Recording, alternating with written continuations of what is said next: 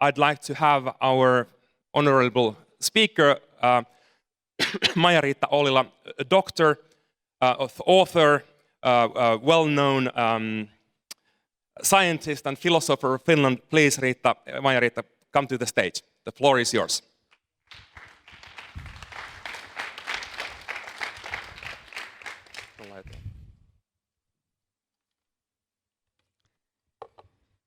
Good morning, everybody. It's my great pleasure to start discussions on ethics of artificial intelligence with you. I've been asked to clarify concepts for the moral discussion to begin with. And as you full well know, when a philosopher starts to clarify something, it gets totally obscure. But even so, I hope that this will help a little bit our mutual understanding, at least to understand why we often disagree. It may be the fact that we are not disagreeing about the point, but about concept. First of all, very often you hear people say that they want to speak about something on morality and ethics. They use both of these words because they are not sure what it means and hope that at least one is right. And with morality, philosophers often use or mean the practical side of moral life. What people actually think, what they value, and how they act. Of course, we can't unify the uses. People out there use these words in any meanings they like, and we have to get used to that fact. But philosophers might use the words like this. Well, some people think that in order to be truly moral, you have to be rational to some extent. That is the idea that Aristotle introduced to us. We are rational. And now we know that that was a misunderstanding of the millennium. We definitely are not. At some circumstances, we are just great in our rational deduction, sometimes not so much. What about ethics then? Ethics is theorizing about morality. Philosophers like to call it moral philosophy. And what is artificial intelligence? It is a subject of applied ethics. Artificial intelligence will be defined later by a specialist, so I won't go into that. But we want to apply moral theory to this particular field of practical life. What about meta-ethics? That means scrutinizing the concepts. It's exactly what I'm doing right now. Why do you need that? Let's say that there's a group of people going to a party and somebody says, let's take a taxi. Then a philosopher comes in and says, what is a taxi? Oh, what a loony everybody thinks. Why ask such a question? But then everything changes. The legislation changes. And all of a sudden there are all kinds of vehicles out there claiming to be taxis. Now you really have to think what kind of vehicle is a legit taxi. And that's what happened in the technological era. Morality often derives its motivation and content from religions. Ethics is autonomous, it's independent from religions, but not so with morality. But what does Bhagavad Gita or Bible or Quran say about autonomous vehicles? Not much, if I understand correctly. So all of a sudden we have to talk about things that used to be crystal clear for many generations in a certain culture. And now we need to have discussions and be clear about the concepts we use. One important distinction is between descriptive and prescriptive ethics. When social scientists tackle morality, they describe what kind of values prevail in a certain culture. how people actually behave. Prescriptive ethics means that we actually suggest that you should do this or that in order to act morally. It's a normative enterprise. And it looks like a boring distinction, but it's fundamentally important because in different cultures, people have developed moral norms that may not be very well grounded when we talk about them rationally together. Bear with me for a little while longer with these concepts, because normative ethics is what we usually apply to practical issues like artificial intelligence. And all of you know some of these, and there are tens and hundreds of more of these theories. But you know Kantian deontology and consequentialism, for example, utilitarian ethics. Well, there has been a discussion going on for hundreds of years, which one is best? Which theory you should pick and apply to new issues like artificial intelligence? Well, the bad news is that nobody knows. There is no meta theory. There is no common ground from which you can pick one theory and say that this is the absolute best. We all have our favorite theories, but how to tell others why this is the absolutely best theory, that's difficult. So, what do we usually use? Mid-level principles. You see that part of that is in Finnish, meaning that I first translated everything from English to Finnish for my book, and now I've translated it back. And I wonder, does that make sense? Well, examples of suggested mid-level principles for AI ethics are things like beneficence, non-maleficence, autonomy, justice, and explicability. It means that we have something totally new in the list because the others are well known from biomedical ethics, for example. But what is this explicability? It means that the operations of algorithms should be transparent to us, but also the social systems in which they are used to make them accountable and trustworthy. Well, great news then. We can use mid-level principles, or can we? Data scientists have told that there are at least 23 different meanings for a mid-level principle called fairness. So it's not easy to say how to interpret a mid-level principle in an actual situation, because people in the society at large often think that fairness is related to the outcome. If societies are equal and just, then we think they're fair.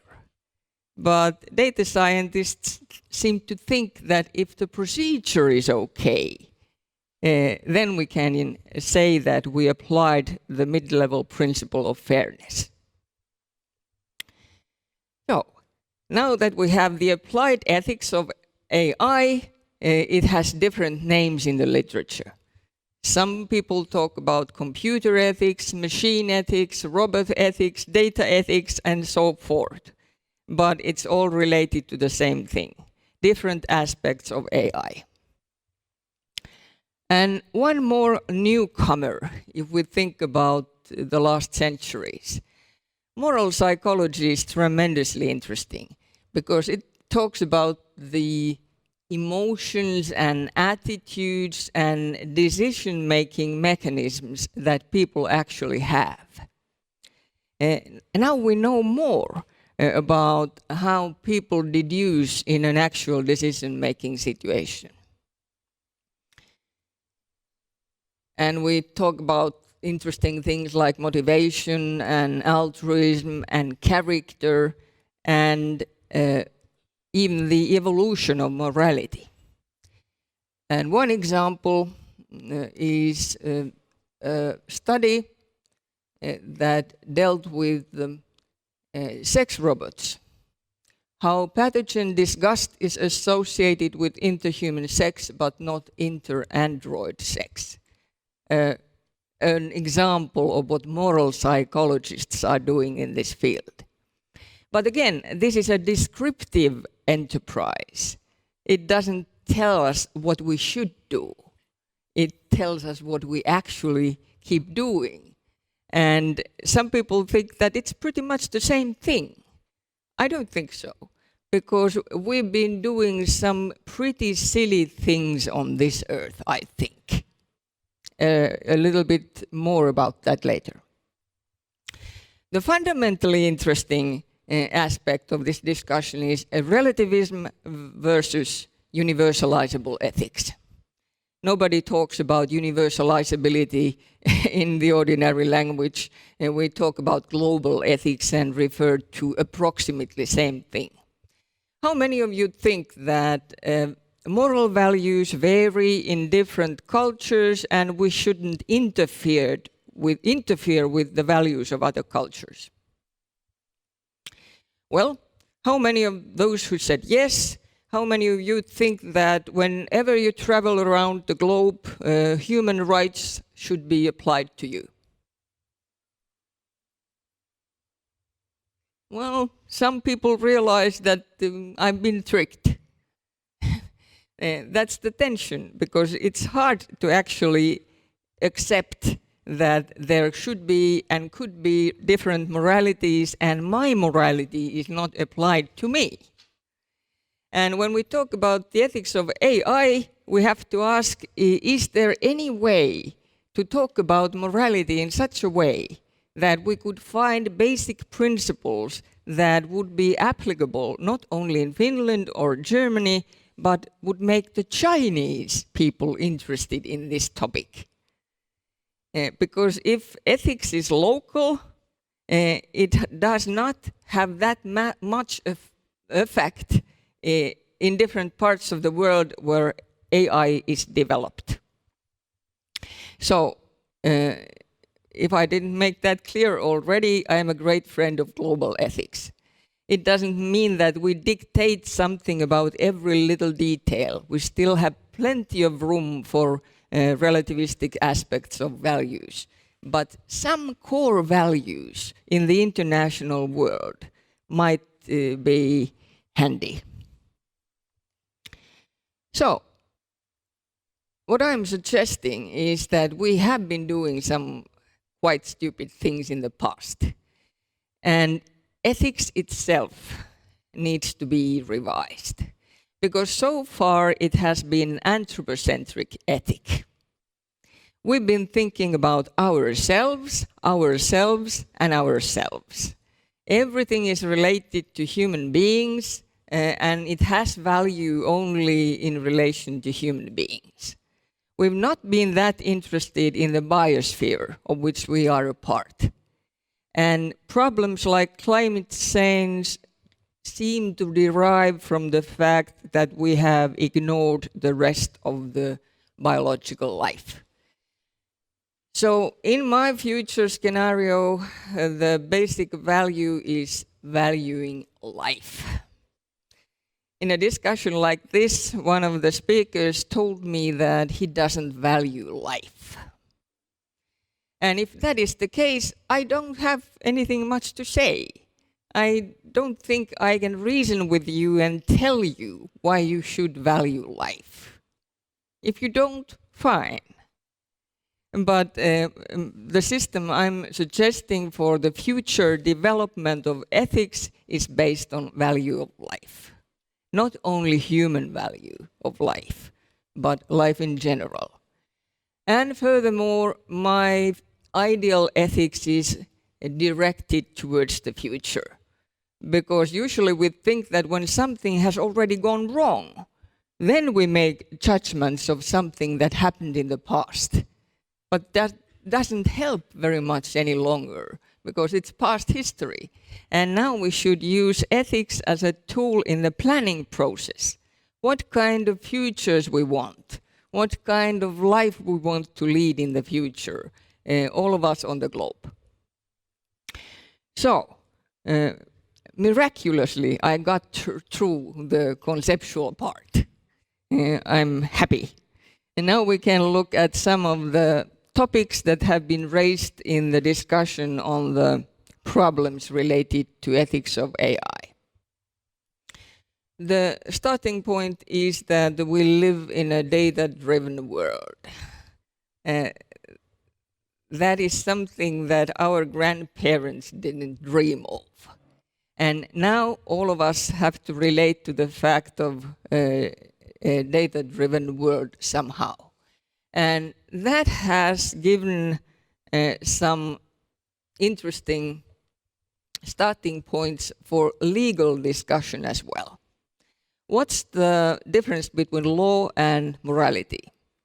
If somebody is not interested in obeying legal duties, there is no problem, because there is a social enforcement mechanism which allocates punishment, legal sanctions to those people who are not interested in obeying law.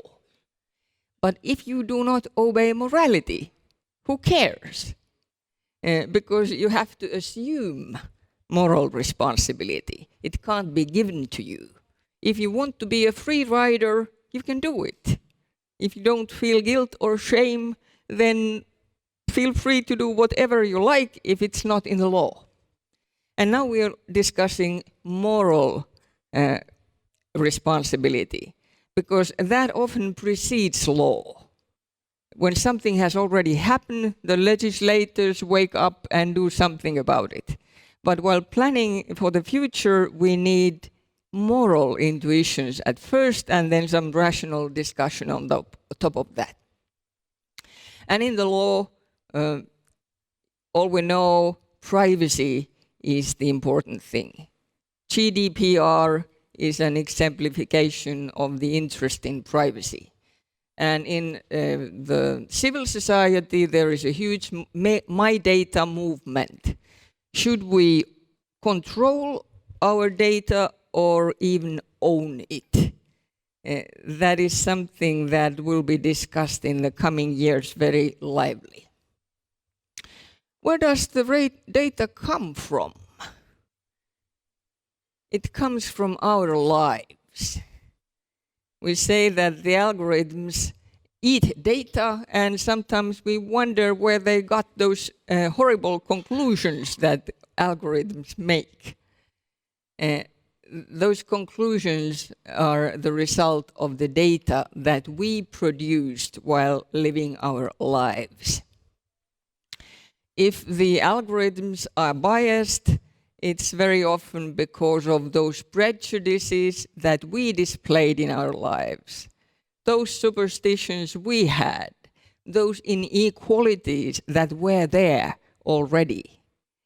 And now it remains for the specialists to think what to do about it, how to correct the data so that it's more in consonance with our moral ideas and less in consonance with our wretched lives in the past. And it's not a little issue, it's a huge discussion what kind of correction is in order. And now we come to my favorite topic.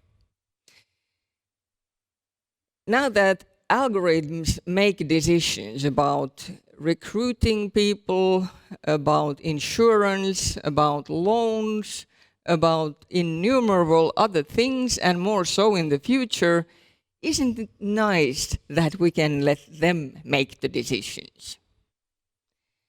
A client got some horrible service by an enterprise and complained. And she was told that there is nothing we can do about it. You were dealing with a chatbot. Shit happens. Since you're dealing with a robot, we can't possibly have any responsibility for it. And this is a little thing, but then we like to think that in the future, autonomous weapons may use little power and they make the decisions right. So, what about responsibility? How many of you think that it's great that we give some responsibility to the algorithms because they are doing the work? Okay. Now my main claim is that you have to be a real agent to be able to be responsible. What kind of creature is a real agent? Someone who is capable of the two things needed for responsibility. You have to be able to intend something and then cause the thing that you're intending, right? Those are the minimal requirements. It's great if you have consciousness, but if not, at least you should have the ability to intend and cause something. Well, algorithms seem to cause a lot of things if you let them. If you take their recommendation for loans or recruiting people, then they absolutely cause things. But do they intend? And that's the interesting conversation. I've often debated about this, not that I don't know anything of the operations of AI, but I'm applying simple common sense. Because if we have an algorithm that learns to play Go, which is a very sophisticated game, for example, AlphaGo, then it proceeds in the direction of learning better and better to play this game. It doesn't intend all of a sudden that this is a stupid game, now I want to start washing dishes. And this is a crucial question. At some point, it may be the case that algorithms actually intend, but I understand that we're not there yet. Which means that for the time being, it's us who are supposed to be responsible. And the good part is that we also have influence on things. If we give up responsibility, we give up the power. And that doesn't sound so good to me if we want to use ethical discussion to change future societies. Well, every day somebody says something like, trust is the basis of the digital society. Right. How many of you said that yourselves at some point? Yes, there you go. Sounds great, right? Well, let's take an opinion to the discussion. Vladimir Ilyich Lenin thought that it actually is a great idea to have trust in a society. However, control is much better. And now it seems that the possibilities for control are better than ever before. Towards the 18th century, in the end of 18th century, philosopher Jeremy Bentham introduced panopticon, a new type of prison where you can be seen as a prisoner all the time. You don't see those people who are making the surveillance, but you're seen at all times. And it seems to me that we are living in a panopticon right now.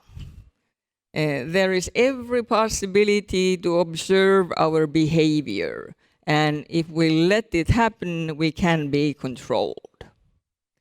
After the strikes of 9/11, security and safety have become the major values in Western societies.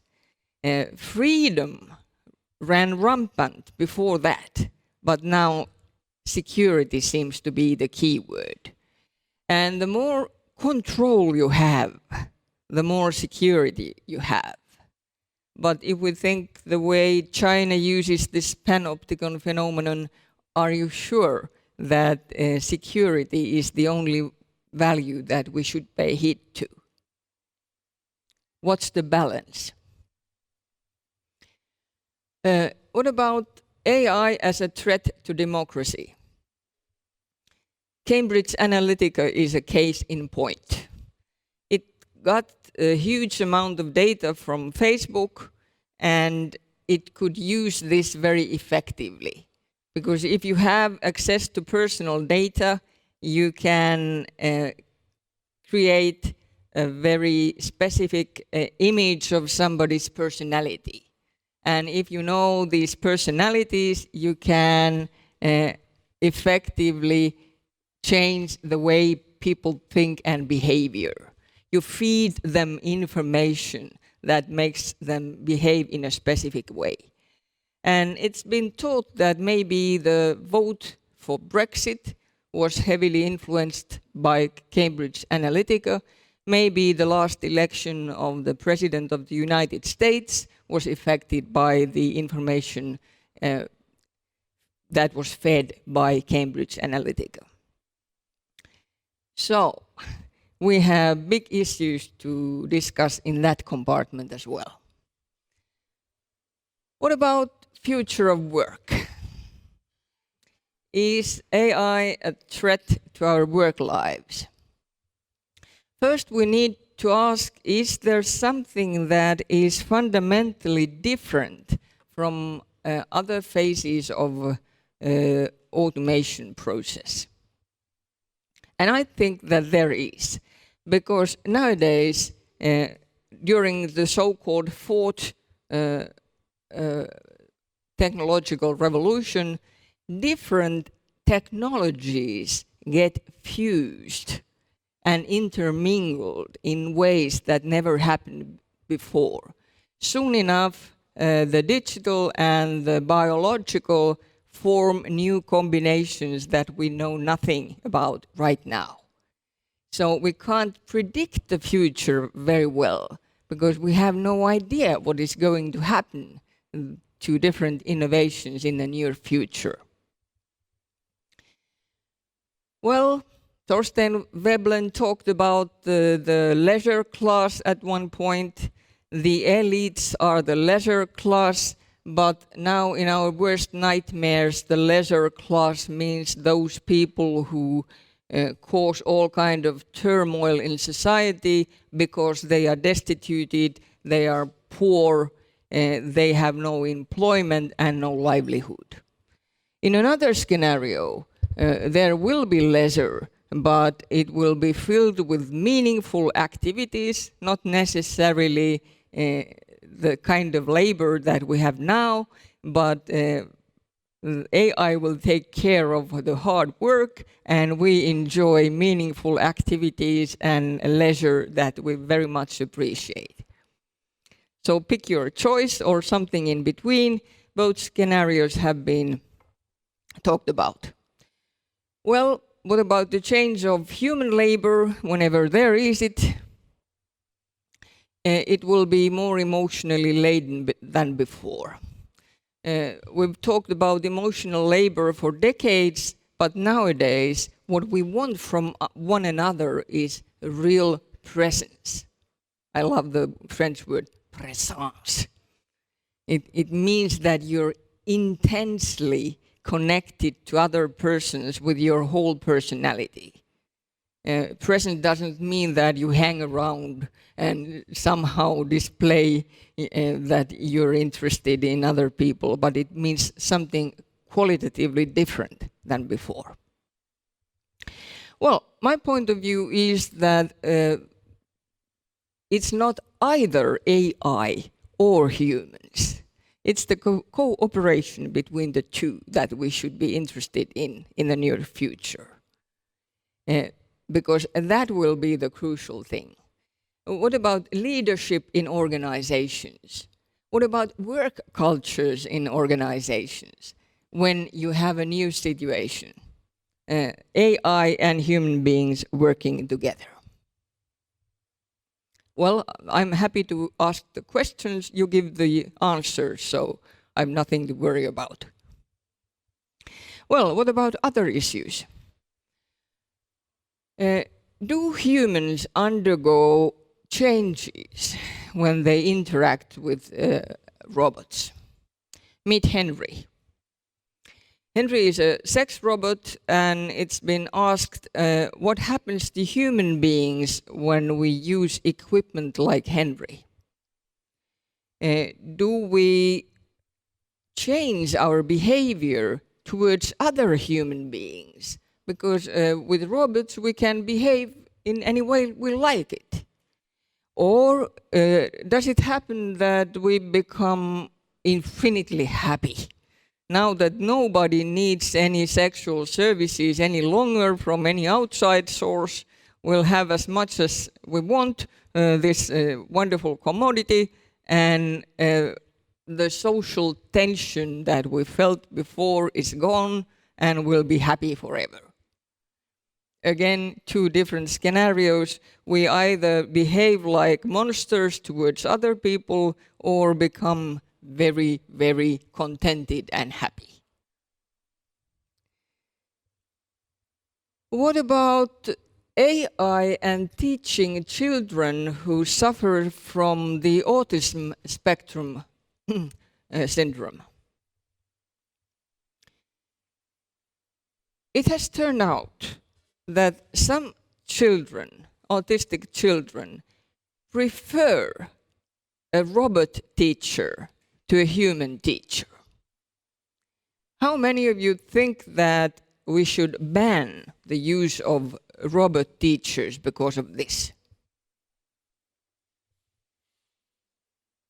This came so sudden. I'm not well prepared for this question. It's written on your forehead.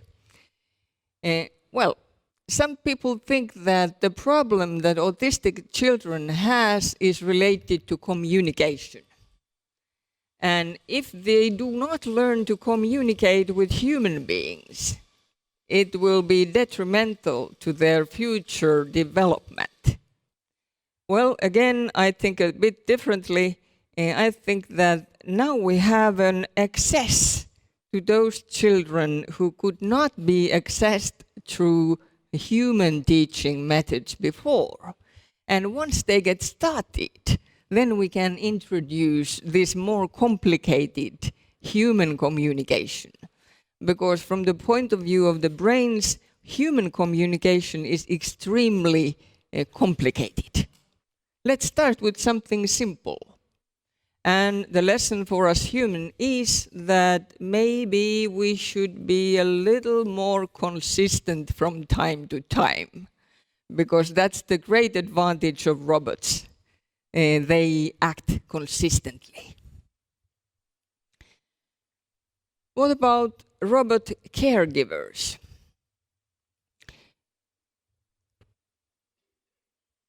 Let's say that we have an elderly patient who suffers from dementia, and she's taken care of by a robot. And then this person imagines that the robot cares about me. It does all the right things. And we as humans have the tendency to imagine that those kind of machines have different feelings and thoughts. They have internal states, which of course they do not have. Is this a severe case of deception? How many of you think that no, we shouldn't use equipment like that because people get deceived? You're very careful today not to take a stand on these crucial issues. Well, I can tell you that bad philosophizing is not a problem. I've done a lot of it, and it's not that little. Well, I'm almost there, or my time is up. I have to realize again that life is short and philosophy is long, so I'm simply trying to get to the end of this presentation. Autonomous vehicles and autonomous weapons are one of those topics. How many of you think that there should be a human in the loop? Always a human making the decision about the force used by little weapons. Well, there are quite a few dictators in this world.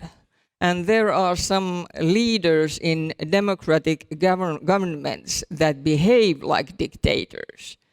I'm not sure about this.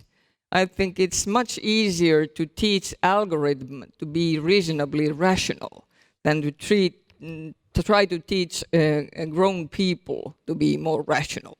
But it's totally up to you. If you want human in the loop, great, but I just suggest that there are different people, different kinds of people and different algorithms. Well, yes and no. And the crucial question is, what kind of investments do we make? There is an old slogan, follow the money, and I think it's great here. If we now invest certain kind of innovations, invest in certain kind of innovations, that's the kind of AI we'll get in the future. Will it help solve the problems of the world? Things like climate change. Or will it enhance our tendency to spend money on idle things and keep destroying the planet? Well, it's up to us. It's not up to them. Thank you very much.